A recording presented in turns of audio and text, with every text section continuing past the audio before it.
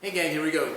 Part 2 of chapter 16. We're talking about how Charlemagne's grandsons really screwed up the kingdom, right? Lothar, Charles the Bald, Louis the German, fighting with one another, and not minding the gates, okay? Not minding the marches, the defenses in the south and the north and east, and essentially kind of inviting an invasion, right? So up from the south came Muslims, from North Africa, from the east, the so-called Magyars, were so vicious apparently that the Franks thought they were the Huns returning the Hungarians. The Vikings came down from the north.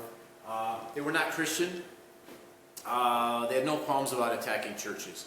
And if you look at some Romanesque, Google Romanesque architecture sometime, you will see like these really stout, fortress-like small churches with really tiny windows that were more like, lookouts so you can see who is attacking you. So we don't get to the tall, soaring, delicate Gothic-style cathedrals of like Notre Dame of Paris, until after 1165, okay? So not for a while. We have these kind of really stout, fortress-like heavy churches. Well, yeah, because they're under attack, okay? The Vikings, kind of like the Muslim Turks who had invaded India and had no qualms about attacking Buddhist monasteries, right? Hey, there's a lot of wealth in there and they don't fight back very well, except for the whole kind of martial arts thing, perhaps, in China anyway. In Europe, okay, who's going to protect you? Okay, that's the question. The Vikings are coming down from the north, the rivers, in places like the Danube, in Ukraine and Russia, or the Black Sea, coast of Europe, and even to North America. What? Yeah, as this map will show, 1,000 years ago, some of the Vikings make it to Iceland, which was green, and Greenland, which was icy, and then to Labrador, Canada, right? And how do we know about this? I mean, my gosh, this is 5 centuries or so before Columbus. Why don't they get the credit? Well, actually they do. But once we get Columbus, that connection between eastern and western hemispheres is permanent. In this case, it's temporary, okay? Small numbers of Vikings came, and we don't know what happened to them. Did they go back home? Did they go to Greenland? Did they die? Did they kind of meld into the Native American population? We don't know. Okay? We have artifacts on the shores of eastern Canada from the Vikings. We have Norse or Scandinavian sagas that talk about going off to Vinland, the land of the vines, far away. But there's not a permanent connection yet. Okay? And I don't think, as far as I know anyway, someone correct me if I'm wrong, that there were any kind of virgin soil epidemics, that at least in this time, the Vikings were not bringing any highly virulent diseases, deadly diseases to the Americas from Europe. That certainly will happen after 1492. Okay, that's one of the major events in world history. But as far as I know, no major outbreaks among native peoples, in the 11th century when the Vikings showed up. So what happens, right? Here you and I are, we're somewhere in Europe and someone's attacking us. Is it the Muslims, the Magyars, the Vikings? Is it the Count next door? Who knows? We're under attack. What are we going to do? You got a pitchfork, I got a shovel. Well, we run to the local strong guy, the landlord, who has a stone wall around his house, and we say, please sir, can we hide behind your wall? And he says, well, maybe. If you give me your land, if you own land, if you give me your labor, which you do own, and that labor will now be his for the rest of your life and your children's and their children's, and etc., right? People became enserfed. Is it slavery? Not technically, okay? The landlord owns your labor. Not going to sell you to someone else. That just didn't make sense in this. It might have happened once in a while, but it really didn't make sense in this society. There's no trade going on. The more people working your farm you had, the wealthier you were. Money almost meant nothing. It was the amount of land and labor you had. Okay? So you would run to the local landlord. By the way, lord doesn't mean a religious connotation here. It means right neighbor. Right? And the landlord would say, okay, hide behind the wall. I'm going to send out my own private army. He's got an army of like 40 guys, right? And they're training all the time. And they have expensive swords and even suits of metal. How do they afford that? Because you and I are going to work. We're going to feed the knights. Maybe you're a blacksmith. You're going to make the suit of armor. Okay? I'm a baker. I'm going to bake the bread for these guys. They're not farming themselves, nor their families. They get hereditary grants. Okay? The landlord gives them stuff. land and food and wealth, essentially, that they can pass down through generations. So they have their own private armies. He sends out his 40 guys. Hopefully there's only 40 Vikings popping up in the river from their boats, and they call the whole thing off, right? That'd be nice after this thing. It's an ad hoc system. What that means is nobody sat in a constitutional convention and made this up. It's ad hoc. It's on the fly. It's made up, okay? It's a way to find protection quickly. Go to the local strong person. What do you have to give? All I got is my labor. Okay, good enough. You're going to work for me forever, right? We became enserfed. Okay? SERF is enserfed, living on the manor. That's not etiquette and polite behavior. Manor here means estate. Okay? They were largely self-sufficient. Most of us would have been farmers on the estate. Maybe you're the metal worker, okay, ironsmith making the suit of armor. Maybe you're the stonemason building the wall even higher. The butchers, bakers, candlestick makers, we're all on this big farm. There's no real trade. There's trade within the farm, maybe with the people on the manor next door when we all go to church on Sunday and holidays, but there's no wide-scale trade. It's not safe to do so. There's no highways. A peddler might show up once in a while trading some stuff, but it's not safe to trade on a wide scale. So the manors are largely self-sufficient. And this is going to last in Europe for about 350 years, right? At least 3 centuries, until we get to another pandemic called the Black Death that will stretch from China across to Europe, almost into Scandinavia. Right? So that was the bubonic plague in the mid-1300s. The good thing that came out of that for the survivors was the end of serfdom. Okay? When so many people had died that, hey, my labor is worth more. More now, I'm going to go to a town, which we're now forming, and get my freedom. Okay? So hopefully we don't get to that, folks, right? But something good might even come out of what we're experiencing right now. Okay? So don't be all doom and gloom. I think some good things will come out of this. Hey, you're able to sleep in, spend more time with your families. There's less pollution, so some good things are already coming out of this. So, your landlord actually had a landlord, who had a landlord, who had a landlord, maybe who had a landlord. At the top of this kind of organizational chart was the king. Not one king of Europe, but kings in different parts of Europe. Like Alfred, who put together the Angles and the Saxons. Anglo-Saxon, right? And stopped the Vikings. Who do I have next? Otto, right? King Otto in, I'll call it Germany, okay? It wasn't really Germany, but we'll call it Germany. Stops the Hungarians, okay? Also has the title of Holy Roman Emperor, which Voltaire would later quip was none of the above. It wasn't holy, wasn't Roman, and this was no empire. It's just a weak kingdom, almost like a jigsaw puzzle that's not completely put together.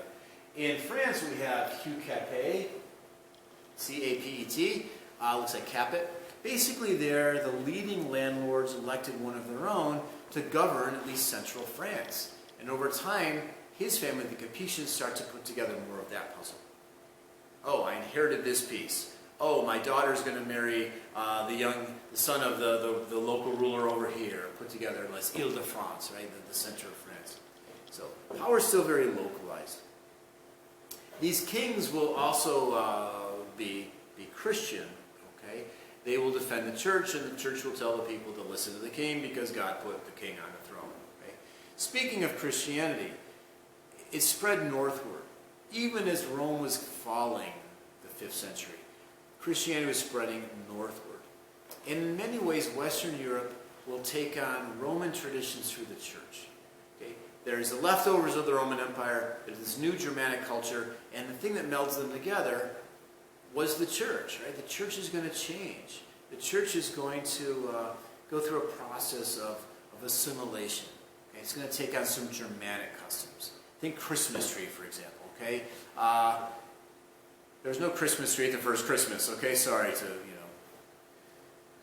kind of blow your image there of the little town of Bethlehem. But this was something the Germanic people had honored, right? Trees that were green all year long. There's something spiritual about that. Okay? So in some ways, this makes Christianity more beautiful, right? This kind of syncretism, this amalgam, this mixing of different cultures, and that will be largely a foundation for Europe during this Middle Ages. Charlemagne had preserved literacy. Charlemagne apparently himself could not read or write, but saw the value of literacy. who could still read or write? I mean, trying to put together a kingdom and no one can read or write. Oh, those monks over there in Ireland, maybe Scotland. These guys who are like in the scriptoria every day, kind of copying Bibles and old Roman poetry and literature. Bring some of them to my court in Aachen and teach others to read or write. So there's actually literacy is saved by these monks in Ireland in some ways, right? So you can blame them if you have to write papers and essays and things, I guess. Actually, the paper had not come to Europe yet. They're writing on the inner lining of animal skin called vellum, which is a very, very expensive process. So they're beautifully illuminating manuscripts. I mean, if you Google Book of Kells sometime, Kells, you're just amazed at the skill of these monks and nuns in copying the Bible and illustrating it and decorating it, with kind of Celtic knots, especially if they're coming out of Ireland. But they also, to save kind of the medium, the vellum, they invent lowercase letters, right? So the Romans only had the capitals. The Franks, during this period, invent the smaller letters, right? The lowercase letters. So, anyway. What else is going on? Christianity expands during the reign of Charlemagne. Missionaries go to England. They start to convince the Vikings to become Christian. And it's very slowly what was called paganism declined. Okay? A quick map of Europe. This looks more impressive on a map than it was. This was very tenuous. A lot of local rulers hold on to parts of this yellow puzzle here. Kingdom of France slowly put together. Kingdom of England slowly being put together. Kings of Leon. Oh, that's where they come from. Look at this green thing, the Umayyad Caliphate. Muslim ruled Spain. Okay, so even during Charlemagne's era, Muslims ruled Spain. Does that mean everyone was Muslim in Spain? No. Spain was multicultural, if I can use that term. There were Muslim or Moors ruling Spain, but there were Catholics and Jews as well. And the scholars of Spain at this time didn't care so much about your religion. They all kind of loved Aristotle. Okay, they loved Greek learning, right? So this kind of community of intellectuals that didn't care much about religious distinctions. So in some ways, Spain would have been the place to have been, right? If you have to get in a time machine and it's a one-way ticket, you got to go to Europe and it's going to be the year 1100, the year 1000. Go to Spain, okay? It's tolerant of religious diversity. They have cities, they have writing, they have fountains. It's a beautiful place. Still is, but it's. The papacy, so the Holy See, S-E-E, Rome. Look, Rome had been the capital where all roads had led during the empire. And when the empire fell, it still became this city of legend, right? And the bishops of Rome will take on special religious authority. At least they'll claim to have authority over the other bishops throughout the Catholic world, like North Africa. Okay, so the Bishop of Rome, they will claim the Petrine doctrine. They will claim, look, Jesus said Peter would be the rock upon which the church would be built. Peter made it to Rome, so they say, and became the first pope, and now I'm the pope, so I'm kind of like Peter's descendant. I'm more powerful than the other bishops. Okay, so that became part of the church tradition. In fact, for a while, there were some very strong popes, like Gregory I in the early 7th century, defended Rome from invaders, claimed to be stronger, more really to be the representative of Jesus on earth, engaged in missionary activities, so sent missionaries, hey, go try to convince the Vikings to become Christian, and promoted monasticism. Monasticism was really a good example of the rural localism of the Middle Ages in Western Europe. So religious men, even during the time of Rome, before Rome fell, early monks were kind of like the punk rockers of the Christian church, right? Anti-establishment. Like, oh, the church is sold out, right? The church became the official religion of Rome in the year 380. It's sold out. It became part of the establishment. We're getting out of here. We're going to go worship Jesus on our own in the desert. Live like John the Baptist did, right? They eat locusts and stuff. Well, that's a bit harder to do after Rome fell, right? You're not going to live in the primal growth forest of Europe all alone. something will eat you. So men banded together, kind of built log cabins, okay? They became more elaborate, in a sense, kind of residence halls for religious men. Others called convents for religious women. Sometimes men and women mixed, and the result was not so good for one of the early rules of monasticism called chastity. Who made up the rules? St. Benedict and his sister here, Scholastica, another interesting name, right?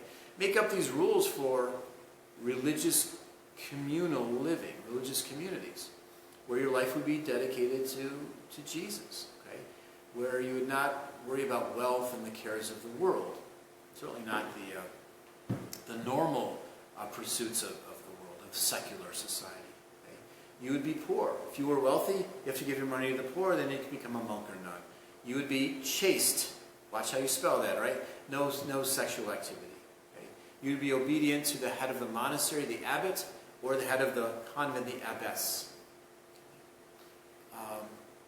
Part of the day would be spent in prayer, silent prayer. Part of it would be spent together in Christian religious service. The Mass would be spent together in big dining halls, breaking bread, and maybe drinking wine. And part of the day would be hard work, copying whatever Roman texts were still around in the Bible and illustrating it, farming, raising animals, making beer. That sounds pretty good. No, it was actually tough work. Right? So through this discipline, both physical and spiritual, you could become closer to God. And for women, joining the convent was probably the one career option that didn't include marriage. It was either marriage or becoming a nun, frankly. Okay, and to become a nun was an opportunity for an education. The mother superiors, the abbesses, right? They ran convents with hundreds of women. And they were hiring men, men to do some of the farming work, right? They were administrators, okay? They could read, they could write, they created books, they created music, they created art. Some of them were mystics who claimed to have direct connection and communication with God, right? Very remarkable women running the convents in the Middle Ages. Services of the localities, be they men or women, teaching the children, running the Sunday masses, right? The church services, taking care of the sick, providing lodging. There were no hotels.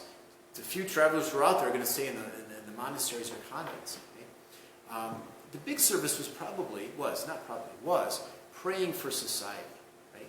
Creating this kind of spiritual dome over society to protect those poor people in the village from sickness, from famine, from attack, right? From all the bad things that life could throw at one. Right? So the belief was that the prayers, the monks and nuns aren't praying for themselves. They're not allowed to own anything. Right? They're praying for the people outside the monastery and convent halls. Okay? They're praying for society. And engaging in missionary work, preserving Latin literature, and literacy itself in the process. Okay? Lastly here, medieval society. Okay? During the Pax Romana, here's a population of, Western Europe, 35 million. Dip. Slowly, it takes 800 years to get back up to that level. Okay? So, in some ways, I hope there are no other historians watching this. This really was a dark age. Okay? Some good things come out of it, but it's a time when we see civilization, reading, city life, wide-scale trade, political institutions at a national level, at a very low level. Okay? It takes Europe a long time to recover from that crash and fragmentation of Rome's fall. What helps to put the trend in this direction? Agriculture. Okay, so once you get enough food, you can start to grow your population, right? And you start to use things like an iron plow. Someone invents a collar that you put on a horse so you can pull a plow without choking the horse. That's technology, folks. Okay, put it on its shoulders, not against its neck.